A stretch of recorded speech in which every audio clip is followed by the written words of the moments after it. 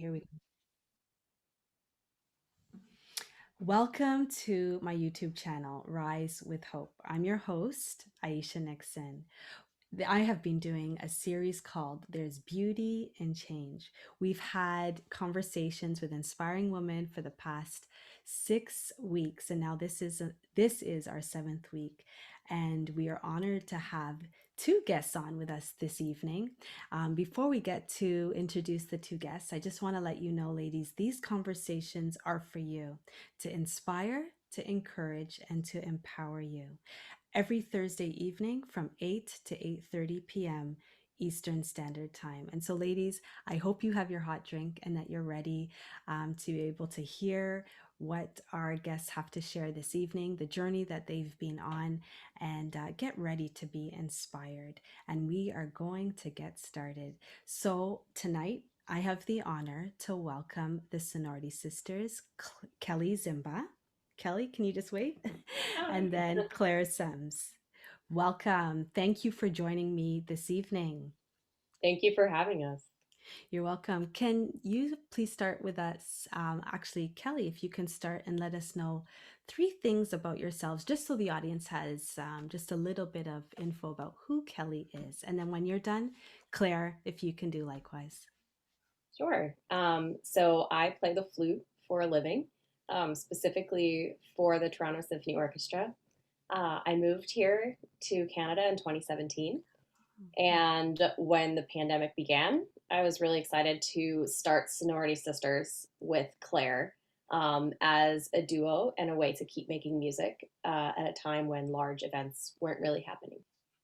Thank you. Thank you for sharing, Kelly. And Claire? I am a violinist also in the Toronto Symphony and also from the United States and moved here in 2017. Yeah, and I just wanted to say that it's really nice to be with you all. And this is kind of why we formed Sonority Sisters, to find a community. So thank you for being here. Awesome. Well, thank you, ladies, for joining this evening. And so, before we get into the change that has occurred, can you tell us the background story of leading up to the change? And any of you can start. Sure. Back in March 2020, when things really changed for all of us drastically, we found ourselves one day going into work, preparing for a concert the following weekend. And then that evening, receiving an email saying that concerts and rehearsals were going to be postponed indefinitely. And so we had this time where we really didn't have an outlet to create music. Both personally and professionally, it was very difficult.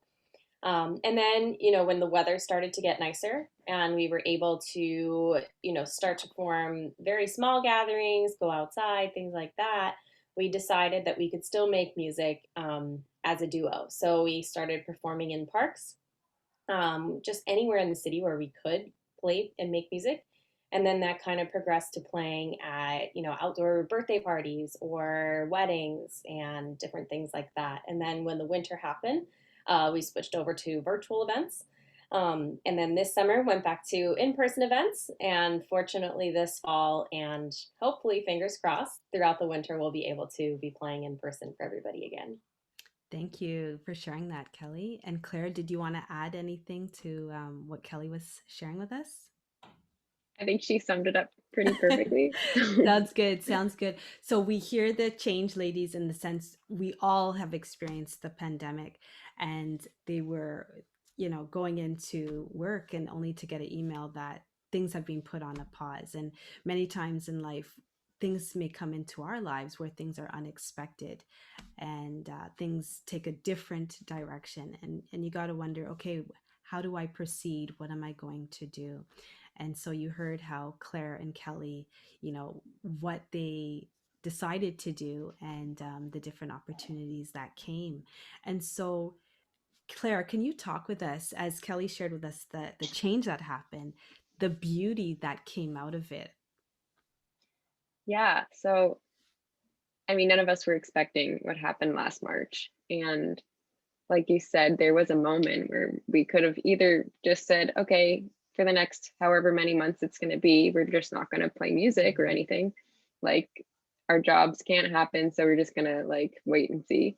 Or we could find an outlet and find a way to keep sharing music, which is what we love doing. Hmm. And um, yeah, so the beauty I think was finding the community of people that we played for in parks, and everyone was talking about like 6 feet away the whole pandemic, and that was actually way closer than we usually are to our audience. In Hmm. Roy Thompson Hall, we're on Hmm. stage, Yes.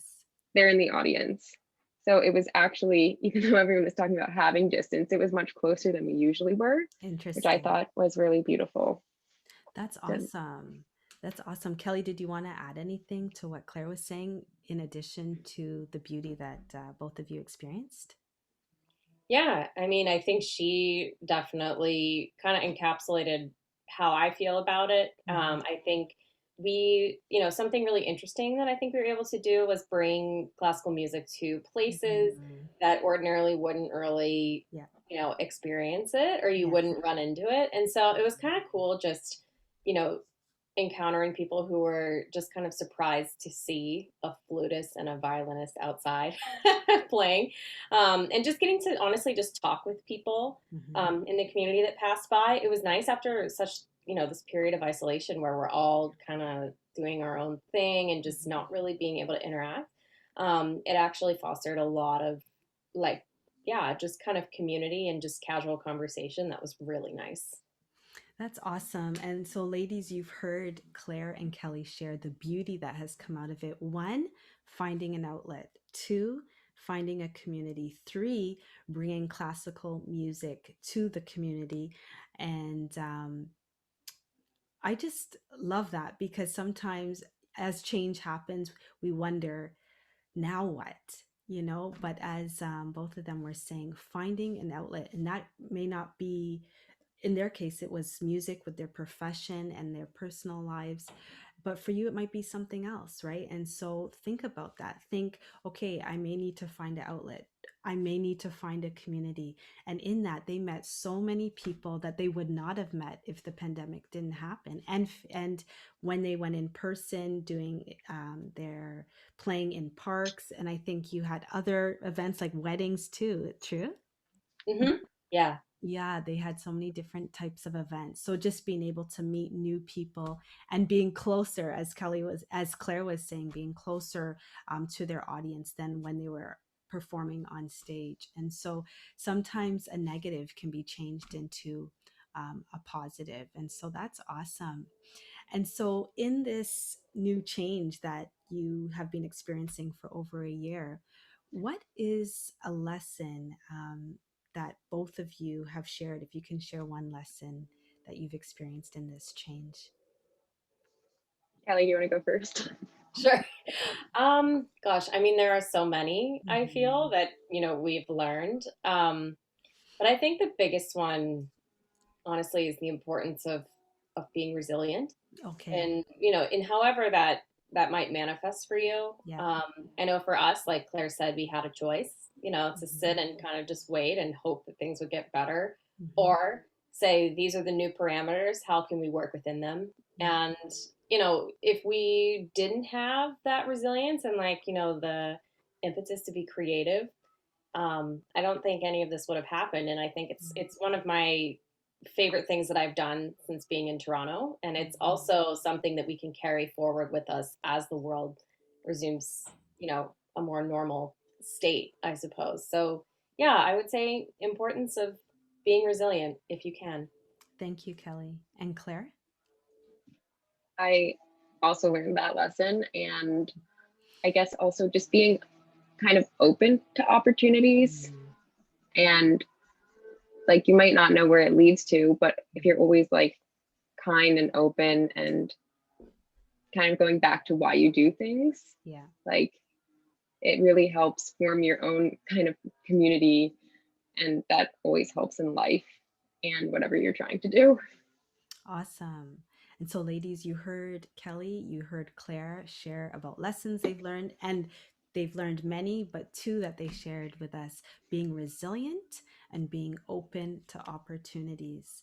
And so that can apply to us as well, whatever challenge that we could be going through. Um, to get back up, right? To not stay down, even though a situation may have placed us there, but we have choices to make, decisions to make. And they chose to be resilient. They chose to be open to opportunities. And where they are today is so far from where they first began. Imagine if they didn't do this, if they didn't create the Sonority Sisters, you know. And so many people have been affected by them in such positive ways. And who knows, maybe some people are now listening to classical music on their own. Who knows, maybe someone may be saying, I want to start music lessons. Like, we just don't know the impact that you, Claire, and Kelly have had on the different people that you've come into contact with, you know. And so we're grateful for the creation of Sonority Sisters. What support do you find was useful to you during this time of the Sonority Sisters? Oh, Well, go. oh, sorry. You go ahead. I think like I feel like I'm talking in the same circle, but I'm kind of going off of, I don't know, just finding in outside of Sonority Sisters in life during the pandemic, like any way to find like connection. Like I took online bar classes, Mm, and it was like I knew I could rely on that every morning. I could go, even people, though people were on screens, like I still felt a connection, which I think is really important. yes, yes. Awesome. And So Kelly? even if Oh, it's sorry, go not ahead. directly related to Sonority Sisters, Yes, just yeah, like connection as the overall umbrella. exactly, exactly. And that helped you feel, I guess, less isolated? Of course. Mm-hmm, mm-hmm. Awesome. And what about you, Kelly? What was your support that you found useful? Yeah, that's actually, it's interesting that, Claire brings up the online bar classes, Mm-hmm. and I that was something that I participated in as well.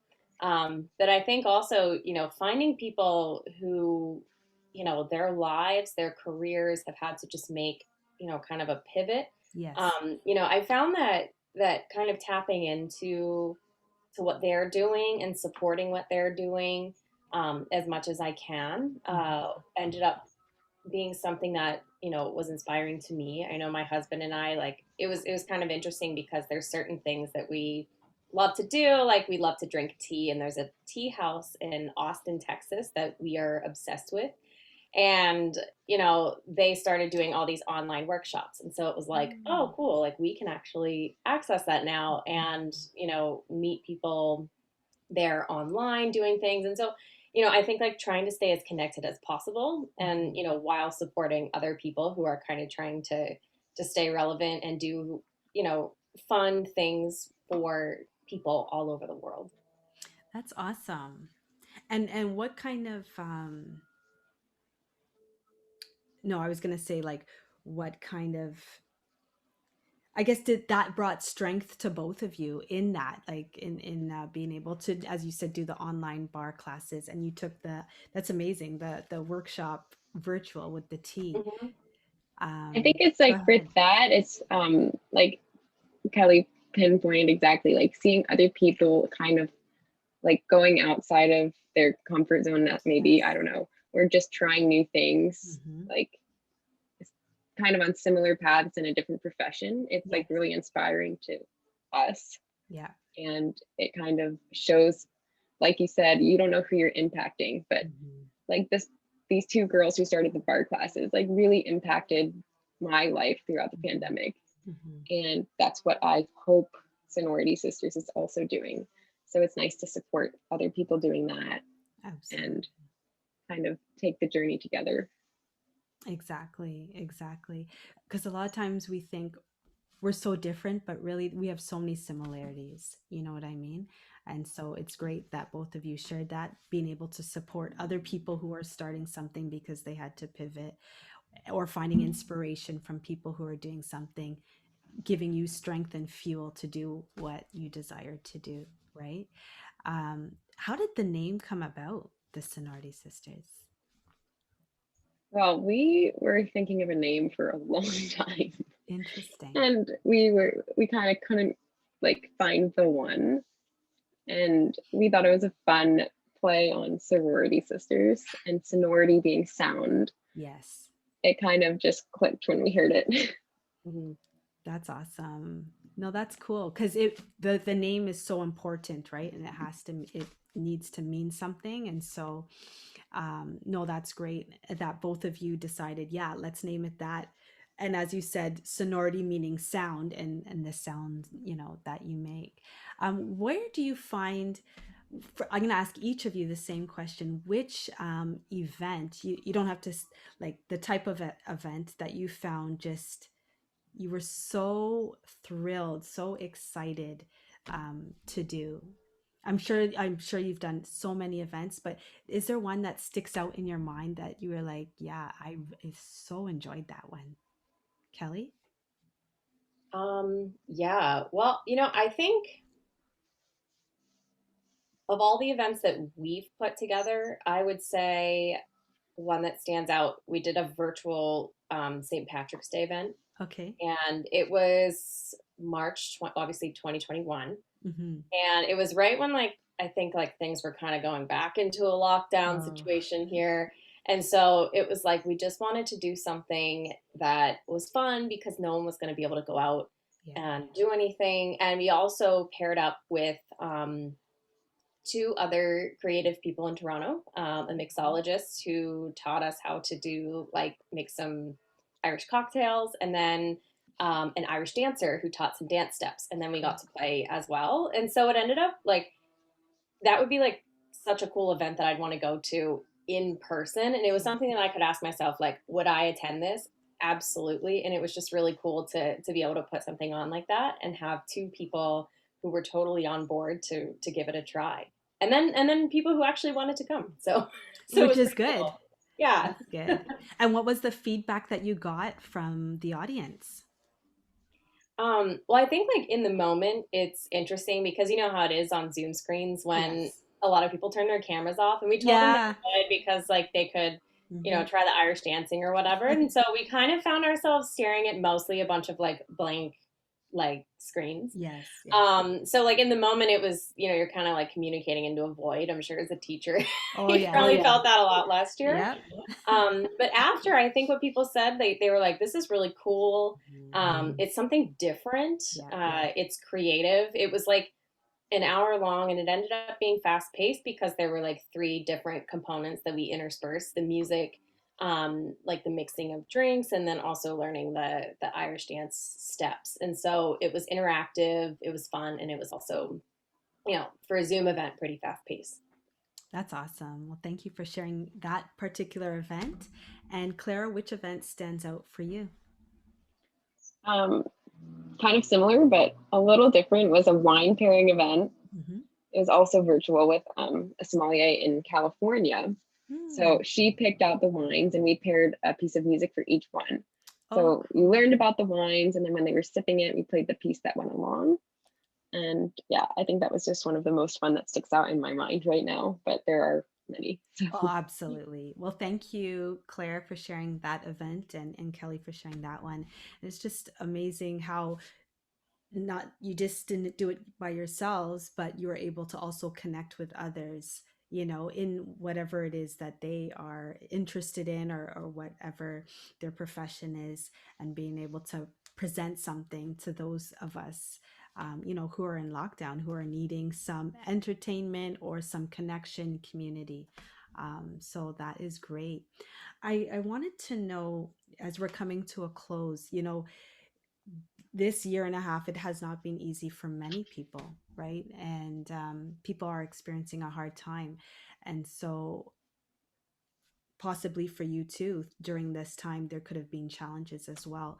And so, what advice can you give to a lady who may be experiencing a hard time, considering your creation of Sonority Sisters, and how could you advise her or just give her a piece of advice to encourage her? Okay, I can go first if you want. Mm-hmm. Sometimes in the moment of having a really hard time, it's kind of hard to see clearly. Yes. So I think kind of having concrete tools on how maybe like what things helped in the past or Mm, things that you can tangibly go to, like listening to music, taking a bath. I don't know. That's like mental health. yes. But sometimes in the moment when you are having a hard time, it's hard to kind of see clearly, like, oh, Yeah. this is what I need right now. This is what will help. So Hmm. kind of when you do find things that help, Hmm. write them down or Okay. something. And so you have tools to go to. Hmm. It's not as much career as much as like um, mental well-being, but Yeah, which is everything goes hand in hand. You can't do something if you're not feeling great. So yeah, exactly. Thank you for sharing, Claire. And Kelly, what about you? Yeah, I would say for me, the biggest thing is I have a need to reach out to Mm, people. And when I'm mm, having a hard time, I often don't think to do that, or I kind of want to just like isolate myself. yeah. And to like, for me to remind myself, like, okay, I have, family that I really care about and friends that I really care about and who care about me. And, I can go to them, like finding that community, I think, and however it looks for you is so important, even when you don't feel like, reaching out. And then at the same time, recognizing, I think in this time, everybody's dealing with a lot. Yes. And kind of just recognizing like this is objectively a pretty difficult season that we're in. Yeah. And, giving yourself a little bit of grace to if you're having a hard time, like it's okay. Yeah. Thank you, Claire, for sharing that piece of advice. And like you said, you can't disconnect the mental health and well being from your profession or whatever it is that you're doing. But, ladies, as Claire mentioned, write down the things that help you when you're having a hard time, because as she mentioned, when you're going through a challenge, it's very hard to see clearly because of your emotions and how you may be feeling. But concrete tools is what she suggested, and it's a great piece of advice that can apply to all of us. And then, as Kelly mentioned, in addition, to reach out. And a lot of times as women, we may think, I've got this, it's okay, when you know inside, no, it's not okay. And it's okay to reach out. That is not a sign of weakness, it's actually a sign of strength. And so just remember those two amazing pieces of advice. Kelly and Claire, this has been an amazing time. Thank you for sharing with us about how the Sonority Sisters were created, the events that you took, that you initiated, where you joined with others, the people that you've impacted, the music that you're allowing others to hear, the classical music, and just being able to appreciate the classical music. And now that the Toronto Symphony Orchestra is back on, will the Sonority Sisters be continuing? Yes. Oh, that's Absolutely. awesome. That's Yeah, great. for No, that's sure. good. That's good to hear. And so, ladies, look them up, the Sonority Sisters. Actually, Claire or Kelly, how can the audience be able to find the Sonority Sisters through social media? Is there a So contact? we are Mhm. we are on Instagram at sonority_sisters, SONOR, just so you don't type in sorority like a lot of people do. That's great. So you can find them, and if you need them to play at an event, please feel free to reach out to Kelly Zimba and to Claire Semes. Ladies, thank you for your time. It has been an inspirational time of you sharing about your journey and how you pivoted beautifully, and how you were able to allow music to be felt in a community where times were challenging. So thank you. thank you so much for having us. It's been really inspiring to, just see everybody and hear about their stories. And I would actually be curious who is next. Yeah, so next week on November 25th at 8 p.m. Eastern Standard Time, we will have a lady by the name of Naluka Williams Johnson, and she'll be talking about taking the time out to heal. And so be prepared to hear her story, her journey, and another inspiring story. And so, ladies, this has come to an end. And so, enjoy the rest of your evening. And thank you for being here. Bye bye. Bye. Thank you.